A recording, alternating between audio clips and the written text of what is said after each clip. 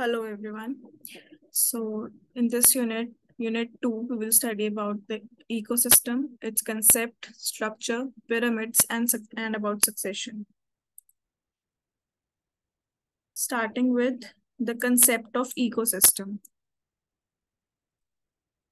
The ecosystem is the basic, structural, and functional unit of the environment. Ecosystem क्या है? एक basic, structural और functional unit है environment का. Both the living and non-living components of the nature where when interact with each other to establish a stable living community. It is called an ecosystem. तो जब दोनों biotic like living and non living that is biotic और abiotic components जो है nature के वो interact करते हैं और वो एक स्टेबल लिविंग कम्युनिटी को एस्टैब्लिश करते हैं, उसे हम इकोसिस्टम बोलते हैं. हमने फर्स्ट यूनिट में भी पढ़ा था कि ecosystem exist in biosphere. Biosphere वो रीजन था जहाँ पे तीनों स्फीयर्स इंटरैक्ट करते थे. That means there is a constant exchange of something between these living and non-living components, which is called an ecosystem. Ecosystem में कुछ ऐसा होता है जो constantly exchange हो रहा होता है between living and non-living things. अगर वो एक stable living community को establish कर रहे हैं, मतलब they are exchanging something between themselves. Without the living component, the establishment of an ecosystem is not possible, and vice versa. तो without the living components in an ecosystem, जैसे कि हमने बोला कि लिविंग भी है नॉन लिविंग भी है, बट लिविंग कंपोनेंट्स के बिना we can not establish a ecosystem. और सिमिलरली एक इकोसिस्टम के बिना लिविंग कंपोनेंट्स भी सरवाइव नहीं कर सकते हैं. Living component survive in an ecosystem and an ecosystem cannot be established without the living components. They are correlated, so both are two sides of a coin or very much complementary to each other. So they act as two sides of a coin and they are very much complementary to each other कि एक होगा तभी दूसरा होगा. Fine. The next is the study of all physical as well as biological processes, including the distribution and abundance of living organisms and the interaction between them with their surrounding environment is known as the ecosystem. तो ये ecosystem की कुछ definitions कुछ तरह से ecosystem को define करा हुआ है अलग अलग लाइंस में. तो इसमें क्या है? The study of all physical as well as biological processes including the distribution and abundance of living organisms. जो जितने भी हमारे बायोलॉजिकल प्रोसेसेस हैं, फिजिकल प्रोसेसेस हैं, and the living organisms and the interaction between them. Living organisms का आपस में interaction and their interaction with the surrounding environment, उस सब को हम एक डिफाइन करते हैं एक टर्म से, that is ecosystem. So in simpler words we can say, if any environmental changes occur in the physical or abiotic factors, they in turn change the type and number of organisms that are both the plants and the animals present in that particular area. सो हम ये कह सकते हैं कि अगर किसी ए biotic factor में या फिर किसी फिजिकल फैक्टर में चेंज आता है हमारे एनवायरनमेंट के अंदर, so they can affect the number of organisms in the ecosystem. Number of organisms could be plants, could be animals. तो if suppose एक एरिया है, वहां पे सपोज एबायोटिक फैक्टर हम टेम्परेचर लेते हैं, टेम्परेचर में चेंज आ जाता है, तो कुछ ऑर्गेनिजम्स होंगे कि जो हाई टेम्परेचर में नहीं सरवाइव कर पाएंगे, सो दे विल डाई ऑफ. तो इस लाइन से हम ये समझाना चाह रहे हैं कि एनवायरनमेंट में अगर किसी एबायोटिक फैक्टर में भी कोई चेंज आता है तो it can affect the living components as well. मतलब कि type of organism, sorry, the type of organisms and the number of organisms both can vary. Suppose कि एक जगह पे टेम्परेचर राइज हुआ, वहां हमारे बैक्टीरिया सर्वाइव नहीं कर सकते हैं and the bacterias will die off. तो मतलब वहां पे टाइप ऑफ ऑर्गेनिजम्स चेंज हुए ना कि उस एरिया में बैक्टीरिया अब है ही नहीं. तो इस लाइन से हम ये कंक्लूड करेंगे कि change in abiotic factor can affect the living components as well. The ecosystem very complex in nature, and human beings are part of ecosystem also. So ecosystem बहुत complex है, and human beings, we are also part of this ecosystem. The theme of the ecosystem is energy flow. Sustenance of the ecosystem is possible due to the energy dependence as well as energy transfer between various components of an ecosystem, may it be living or non-living. Examples of ecosystem are terrestrial or land-based ecosystem, aquatic or water-based ecosystem, etc. तो ecosystem का theme क्या है? How is ecosystem sustaining? कुछ flow हो रहा है, जो हमने बोला था something is being exchange between these living and non living components. तो वो क्या है? एनर्जी एक्सचेंज होती है, एनर्जी का फ्लो होता है in an ecosystem. Sustenance of the ecosystem is possible due to the energy dependence as well as energy transfer. Ecosystem कैसे सस्टेन कर रहा है? सस्टेन तभी कर पा रहे हैं बिकॉज वहां पे एनर्जी फ्लो हो रही है। We are transferring energy from one trophic level to the other trophic level. एक ऑर्गेनिज्म से दूसरे ऑर्गेनिज्म में हमारी एनर्जी ट्रांसफर हो रही है, तभी जो हमारा इकोसिस्टम है वो सस्टेन कर रहा है। So sustenance of the ecosystem is possible due to the energy dependence as well as energy transfer between various components of an ecosystem. वो living भी हो सकते हैं, वो non living भी हो सकते हैं। Examples of ecosystem are terrestrial या फिर land based ecosystem बोलते हैं हम उसे, aquatic ecosystem या फिर water based ecosystem. Clear? Moving to the next slide. This is the structure of ecosystem. So what we see here is ecosystem के दो कंपोनेंट्स है, हमने पढ़ा था, एबायोटिक कंपोनेंट्स जो कि नॉन लिविंग कंपोनेंट्स है, बायोटिक कंपोनेंट्स जो कि लिविंग कंपोनेंट्स है। तो एबायोटिक कंपोनेंट्स के अंदर फर्दर जो हमारे दो फैक्टर्स हैं वो है हमारे climatic factors and edaphic factors. Edaphic is a word related to soil, तो सॉइल रिलेटेड फैक्टर्स जो होंगे। First of all let's see climatic factors क्या क्या होते हैं। क्लाइमेटिक फैक्टर्स में आता है हमारा rain, light, wind, temperature etcetera. तो जो भी हमारे वेदर में चेंजेस होंगे, लाइक रेन होगी, विंड की स्पीड, टेम्परेचर, लाइट, ये सारे हमारे क्लाइमेटिक फैक्टर्स के अंडर आएगा। जो सेकंड है हमारा एडाफिक फैक्टर्स, वो आते हैं हमारा soil, what are the minerals present, what is oxygen content and the topography. तो ये सब हमारा किस में आता है? एडाफिक फैक्टर्स में। ये एडाफिक फैक्टर्स के एग्जांपल्स हैं। Now coming to the biotic components. Biotic components में तीन और बाइफिकेशंस हैं, that is producers, consumers and decomposers. इन तीन हेड्स के अंदर हम बायोटिक कंपोनेंट्स को डिवाइड करते हैं। पहला जो है producers are also known as autotrophs, जो हमारे प्लांट्स हैं, दे प्रोड्यूस एनर्जी। हम आगे इनको और डिटेल्स में पढ़ेंगे।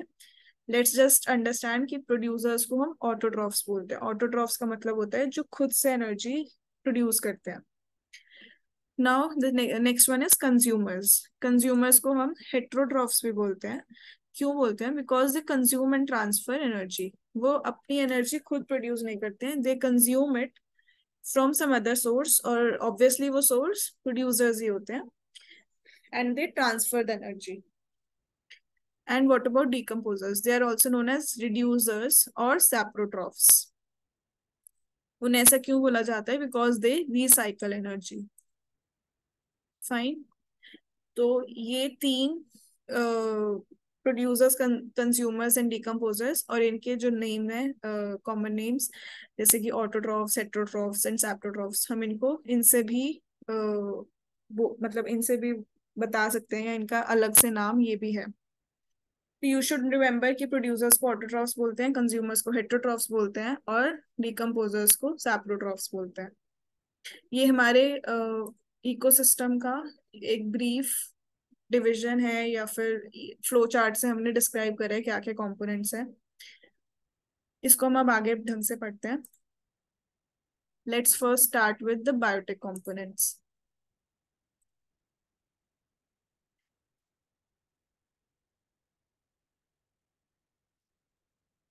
Okay. Biotic components are also divided into three categories based on their food-fed relationship. Food fed relationship like who is eating whom, ठीक है, कि किसका फूड क्या है and who is feeding on whom. तो फर्स्ट आता है हमारा प्रोड्यूसर्स. प्रोड्यूसर्स जैसे कि हमने पढ़ा था, they are known as autotrophs. Autotrophs का अब हम मतलब समझेंगे. Auto means self and troph means to nourish. So they nourish themselves. वो खुद को खुद से नरिश करते हैं. तो producers are the autotrophs of the ecosystem. They are the green plants and green microorganisms that can make their own food material by using carbon dioxide and water in presence of sunlight with the help of chlorophyll present in them. This is the mechanism how they produce food. तो green plants और green organisms अपना food खुद से बनाते हैं. वो कैसे बनाते हैं? With the help of carbon dioxide, water and in the presence of sunlight with the help of the pigment chlorophyll. These are the primary requirements. ये सब होते हैं तब वो फूड अपना प्रिपेयर कर पाते हैं. This is about producers. तो उनके एग्जाम्पल्स क्या है? All green plants, algae and cyanobacteria etc. There are other examples as well, but ये आपको जरूर याद रखना है. What are the examples? सिर्फ plants नहीं आते हैं producers में. There are bacterias which microorganisms which also produce their food on themselves, but इनमें chlorophyll present होता है. ठीक है. Next is consumers. I hope producers is very clear. Just इतना याद रखना है कि प्रोड्यूसर्स अपना खाना खुद बनाते हैं. They nourish themselves and they provide food for the other trophic levels as well. तो ये इनमें क्या क्या आता है? ग्रीन प्लांट्स एंड ऑर्गेनिजम्स जो अपना खाना खुद बना सकते हैं with the help of CO2, water, sunlight and chlorophyll. Examples are green plants, algae, cyanobacteria, etc. So now coming to consumers. Consumers are the heterotrophs. Hetero means not self, जो खुद से नहीं कर रहे हैं, जो खुद से खुद को नरिश नहीं कर रहे हैं. Those are known as heterotrophs. Consumers are the heterotrophs of an ecosystem. They depend on the producers of nature to get energy. तो consumers obviously energy कहाँ से लेंगे? Producers से लेंगे. Consumers are also are of different types. Like, first of all are the primary consumers. They are the herbivores who directly eat the autotrophs or plants. Primary consumers वो होते हैं जो directly producers पे dependent होते हैं. मतलब वो directly plants पे फीड करते हैं. They cannot eat any animal. Example, they cannot eat any animal. Example, grasshopper, rabbits, goats, etc. So they are the herbivores. मतलब वो सिर्फ प्लांट्स पे फीड करेंगे, वो एनिमल्स को नहीं खा सकते. तो उसके एग्जाम्पल्स है हमारे grasshoppers, rabbits, goats and etc. There are many more. Cow and cow, buffaloes, goats, वो सब हमारे herbivores में. There are plenty of examples. So next one is secondary consumers. They cannot directly eat the producers of the ecosystem. तो जो हमारे primary consumers थे वो directly हमारे autotrophs पे dependent थे, but secondary consumers जो है वो directly producers पे dependent नहीं होते हैं. मतलब वो plants पे feed नहीं कर सकते हैं. They can eat only herbivores. अब वो किस पे feed करते हैं? Herbivores पे. वो primary consumers पे feed करते हैं, इसलिए उन्हें हम secondary consumers कहते हैं. Examples are frogs, jackals, snakes, etc. तो ये हमारे एग्जाम्पल थे सेकेंडरी कंज्यूमर्स के. तो what is the difference? Primary consumers directly plants पे फीड करेंगे, वो एनिमल्स को नहीं खा सकते हैं. सेकेंडरी कंज्यूमर्स प्लांट्स को नहीं खा सकते हैं, they will be dependent on herbivores. ठीक है, तो वो प्राइमरी कंज्यूमर्स पे फीड करते हैं. अब नेक्स्ट है tertiary consumers. What are tertiary consumers? They are the carnivores in nature, means they are meat eaters. Secondary consumers भी वैसे मीट ईटर्स ही हुए because they also feed on herbivores जो कि एनिमल्स ही हैं. Thus they depend on the secondary consumers for their food. Tertiary consumers किस पे डिपेंडेंट होते हैं? सेकेंडरी कंज्यूमर्स पे. और उनको हम टॉप लेवल कार्निवोर्स भी बोलते हैं. Very important, you should remember this. Tertiary consumers are also known as top level carnivores. So examples are tigers, lions, vultures, kite, etc. Clear? This is about these three consumers: primary, secondary and tertiary consumers.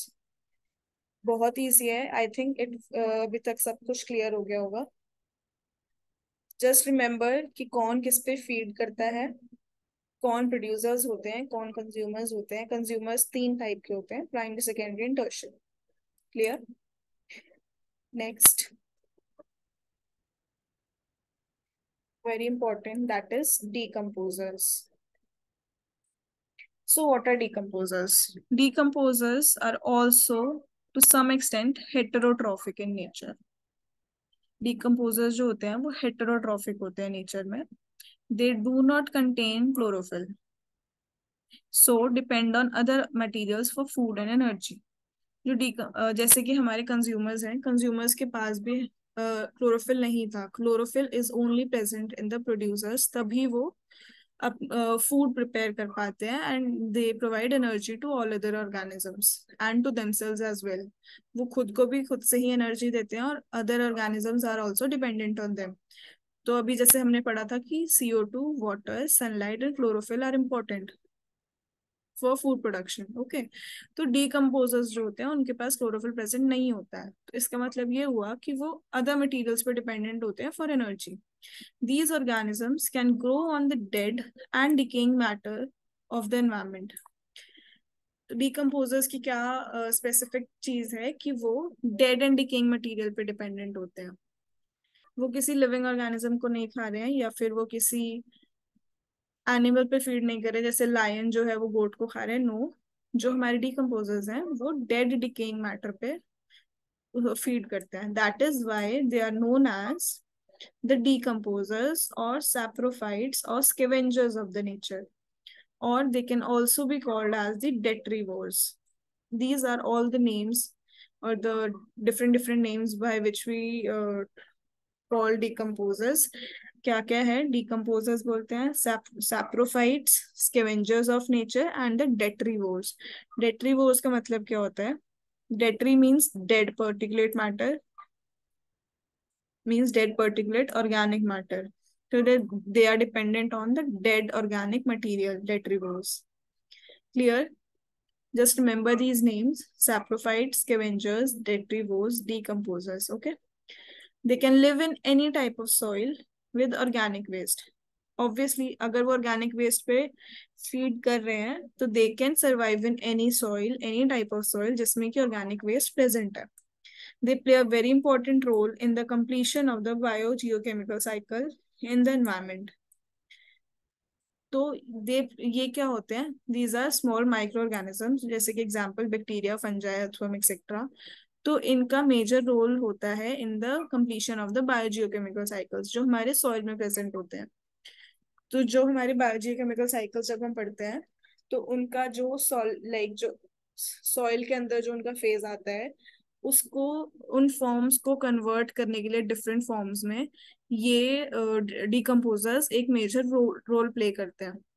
तो they play a very important role in the biogeochemical cycles as well. Example: bacteria, fungi, earthworms etcetera. So I think this you'll understand with this कि क्या cycle चल रहा है. So see, solar energy, we get solar energy from sun. It is trapped by producers. They make food which is consumed by consumers and as well as by decomposers. And decomposers are dependent on the consumers as well as on the producers.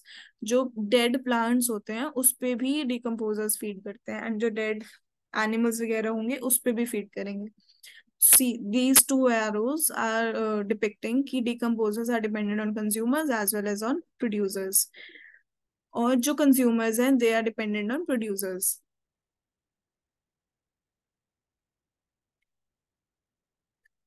And the exchange of energy, I think you can understand. Producers and decomposers में oxygen और CO2 का exchange होता है because producers are releasing oxygen. सी है, plants जो होते हैं ऑक्सीजन रिलीज करते हैं और CO2 को कंज्यूम करते हैं. तो प्रोड्यूसर्स जो होते हैं वो ऑक्सीजन देते हैं कंज्यूमर्स को भी और डिकम्पोजर्स को भी, and they itself take in CO2, carbon dioxide. Clear? ये diagram and about decomposers it should be clear. Decomposers बहुत मेजर रोल प्ले करते हैं इन आवर फूड वेब और in our ecosystem. So you should understand it clearly. This was about decomposers. Moving to the next. Different biotic factors in consumer form in different ecosystems. अलग अलग ecosystems में primary secondary और tertiary consumers कौन कौन होते हैं, ये हमारे इस डायग्राम में गिवन है. एक बार देख लेते हैं. ओके, पहला है हमारा grassland ecosystem. Type of ecosystem क्या है? Grassland ecosystem. उसमें प्राइमरी कंज्यूमर्स क्या क्या हो सकते हैं? ऑब्वियसली ग्रास हॉपर्स फीड करेंगे ग्रास पे, rabbits, dears, sheep, goats etcetera. ठीक है, जो भी एनिमल्स हैं या इंसेक्ट्स हैं जो ग्रास पे फीड करते हैं वो हमारे प्राइमरी कंज्यूमर्स होंगे. अब प्राइमरी कंज्यूमर्स को कौन खाता है? वो हमारे सेकेंडरी कंज्यूमर्स होंगे.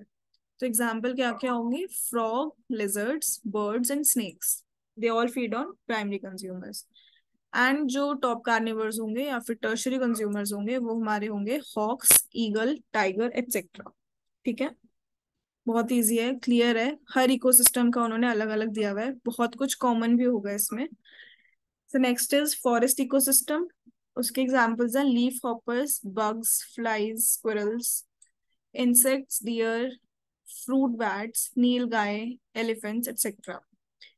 तो फॉरेस्ट में we know about nilgai, we know about elephants. जो ये बड़े एनिमल्स हैं वो फॉरेस्ट इकोसिस्टम में ही मिलेंगे ऑब्वियसली.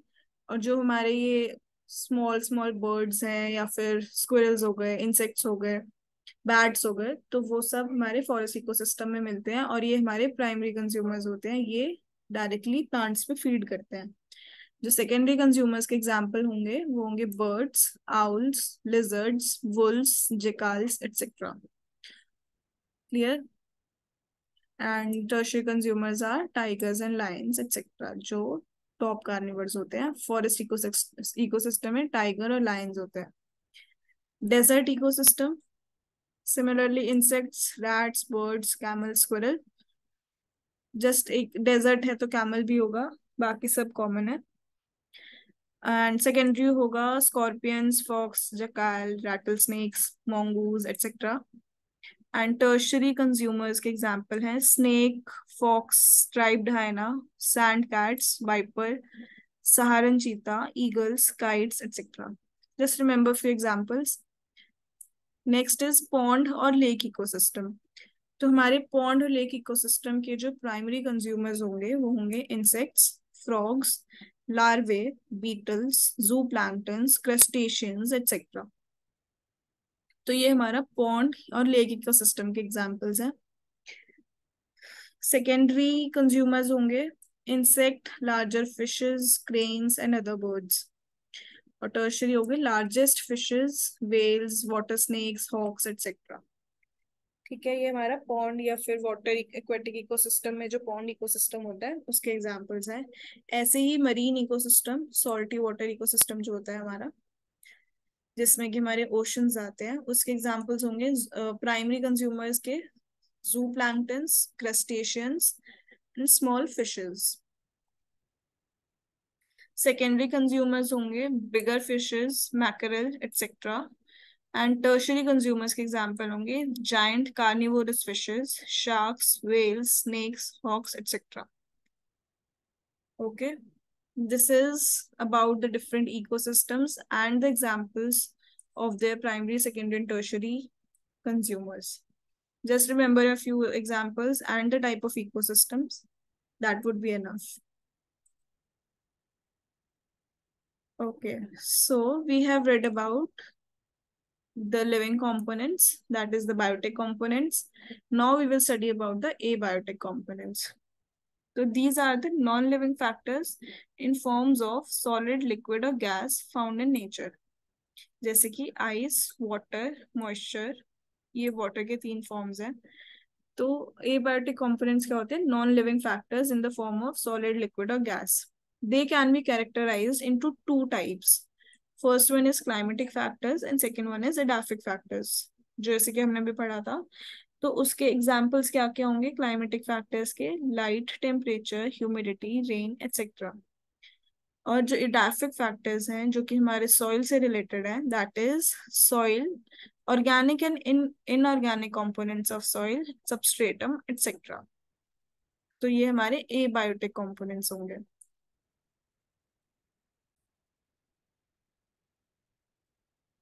तो ये हमारे एपिक फैक्टर्स हैं। और सबस्ट्रेटम क्या होता है? सबस्ट्रेटम एक लेयर की तरह एक्ट करता है, एक फाउंडेशन की तरह, ठीक है, जिस पे ऑर्गेनिज्म सर्वाइव करते हैं, या a layer which is present under another layer, you can say. Substratum एक फाउंडेशन की तरह एक्ट करता है। This is what is substratum.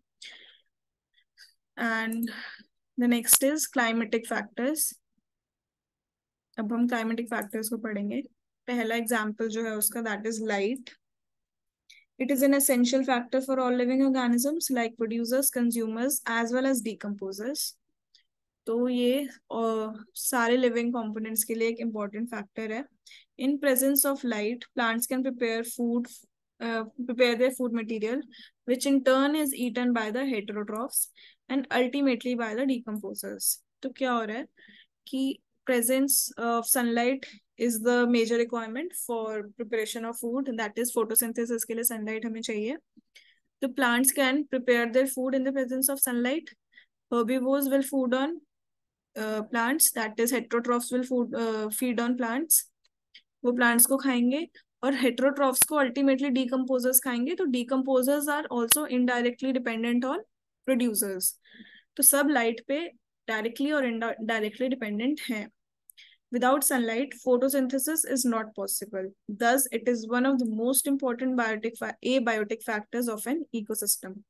तो सनलाइट के बिना फोटोसिंथेसिस नहीं होगा, फोटोसिंथेसिस नहीं होगा तो हमारा फूड नहीं बनेगा, एनर्जी फ्लो नहीं होगा, मतलब हमारा इकोसिस्टम सस्टेन नहीं करेगा। तो विदाउट सनलाइट जो है हमारे ecosystem will not work.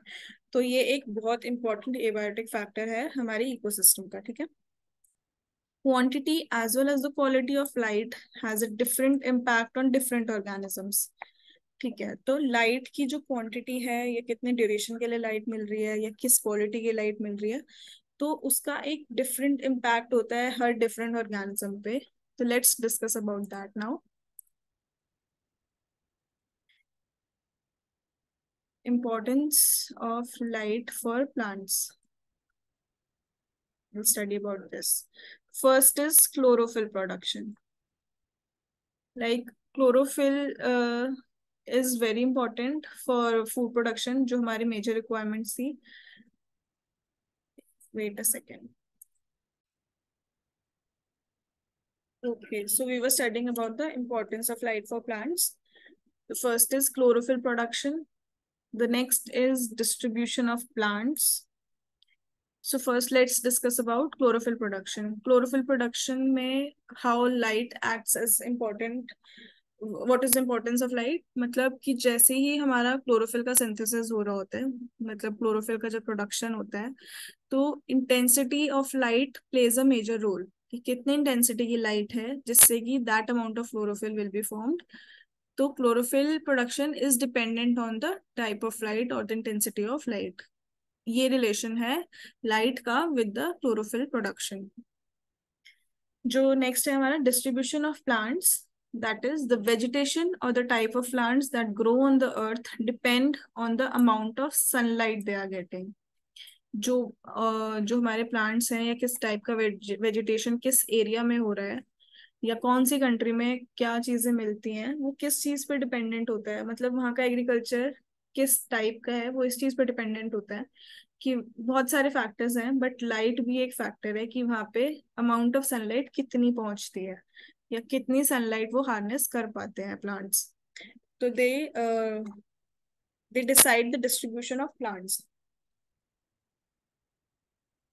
Thus, the vegetation of temperate, tropical, as well as tundra region is different from each other।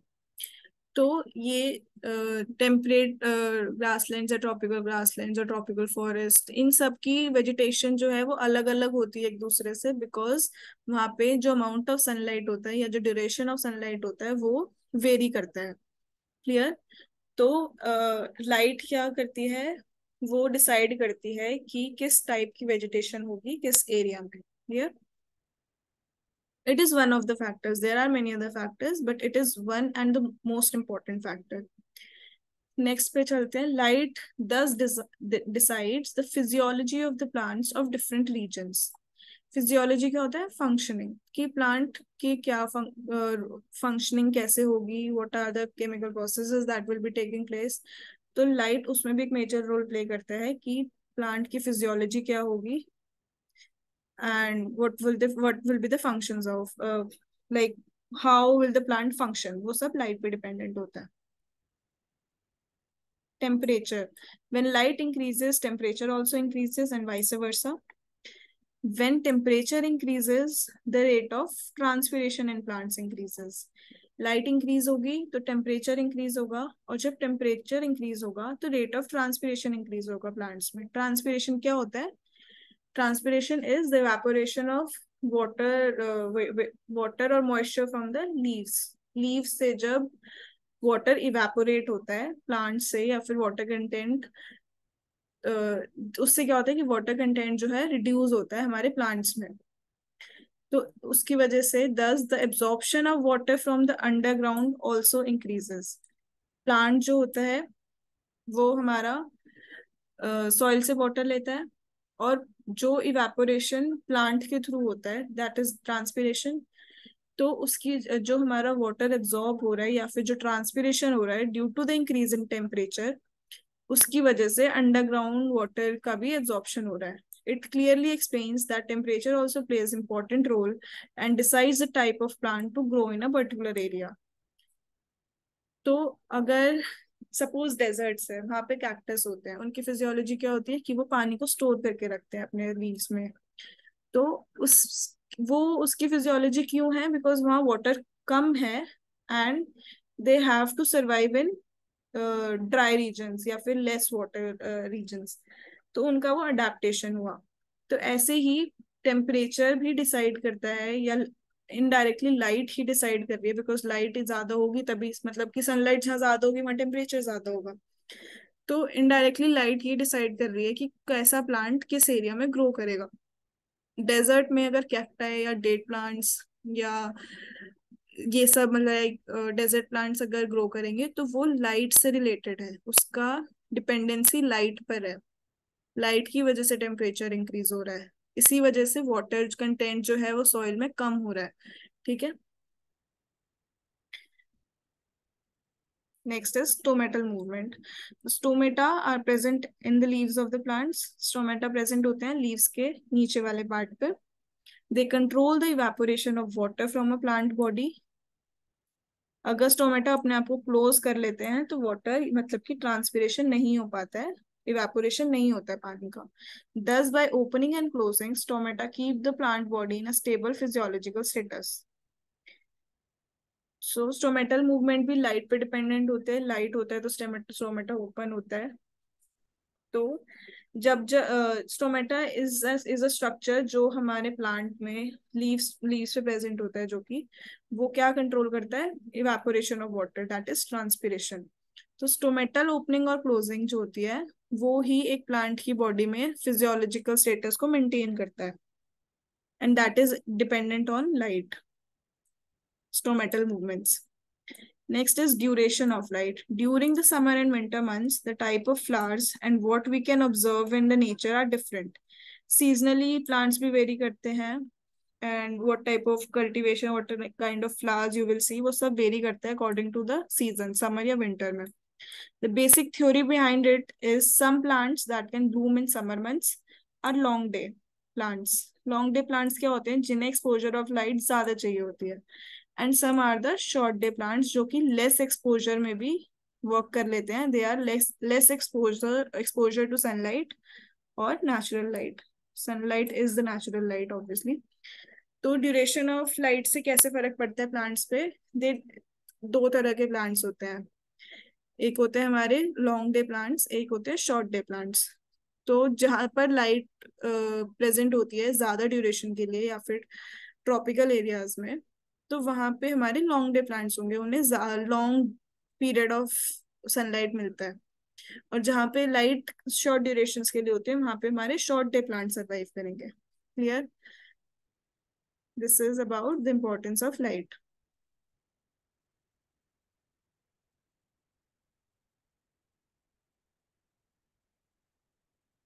Okay, so that would be it for this lecture, I guess. We will start from importance of light for animals in the next lecture. Thank you.